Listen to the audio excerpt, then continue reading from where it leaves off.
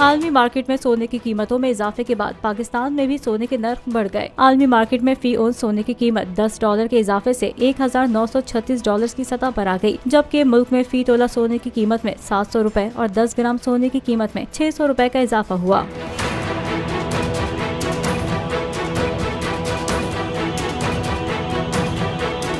कीमतों में इजाफे के बाद मुकामी सराफा मार्केटों में फी तोला सोने की कीमत 2,04,200 रुपए है और 10 ग्राम सोने की कीमत 1,75,068 रुपए की सतह पर आ गई। दूसरी जानिब फी तोला चांदी की कीमत बगैर किसी तब्दीली के 2,150 रुपए की सतह पर मुस्तहकम रही।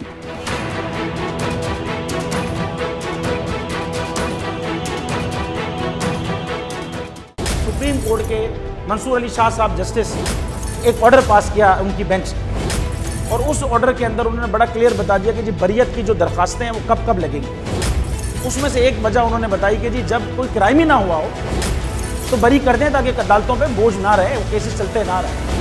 सुप्रीम कोर्ट की मिसालें कब बनाएगा ऐसे लोगों के खिलाफ जो इस तरह की FIR काट रहे हैं, वैसे ऑफिसर्स, और ऐसे लोग जो इस तरह के केसेस को जजेस चला रहे हैं।